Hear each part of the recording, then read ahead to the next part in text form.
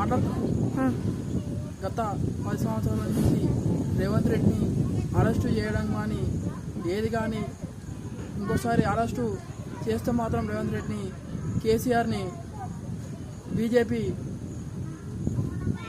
నరేంద్ర మోడీ గారిని అరెస్టు చేయాలని ఈ యొక్క ఉద్దేశంతో నా ఒక్క కోరికతో ఈ నరేంద్ర మోడీని కేసీఆర్ని ఇద్దరిని అరెస్టు చేయాలని నిన్న రేవంత్ రెడ్డిని అరెస్టు చేయడం వల్ల ఈ కాంగ్రెస్ వాళ్ళని చేతేస్తే బొక్కలు ఇరిచి పొక్కలు పెడతామని చెప్పేసి ఒక మన నిన్నపం యొక్క జనగామలో నిన్న చేసినటువంటి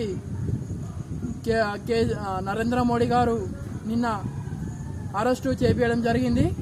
కావున ఇంకొకసారి సీఎం గారిని అరెస్టు చేపించదని ఈ యొక్క చిన్న కోరిక నిర్వహణ జరుగుతుంది. ఇంకొకసారి once again not again repeat ఇంకొకసారి ఎవరు కానీ రిపీట్ చేయొద్దు. ఒకసారి రిపీట్ చేస్తే మాత్రం కేసీఆర్ని నరేంద్ర మోడీని తీసుకుపోయి జైల్లో కూర్చోబెట్టడం ఖాయం. ఎందుకంటే కవిత లిక్కర్ కేసులో పోయింది కాబట్టి ఈ యొక్క జనగామలో నిన్న అరెస్టు చేయడం జరిగింది కాబట్టి సీఎం గారిని, ఎందుకంటే రేపు నరేంద్ర మోడీ గారిది రేపు మళ్ళీ నిరాహార దీక్ష ఉంది కాబట్టి రేపు వాడు జైలు పోవాల్సిందే నరేంద్ర మోడీ. కేసీఆర్ కానీ కేసీఆర్ని మాత్రం విడిచిపెట్టేది లేదు. పరిపాలన వచ్చింది కాబట్టి మా నరేంద్ర సీఎం మీద ఎంతో అభినందనలు.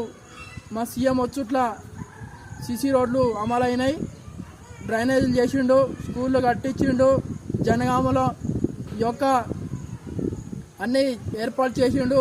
పోలీసు వాళ్ళకి డ్యూటీలు కూడా కొత్త వాళ్ళని ఎన్నుకున్నాడు.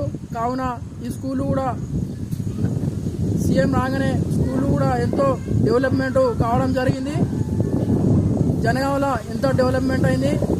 మళ్ళీ అదేవిధంగా విలేజ్లలో కూడా స్కూళ్ళు కూడా డెవలప్మెంట్ ఇంకా డెవలప్మెంట్ అవుతున్నాయి. కానీ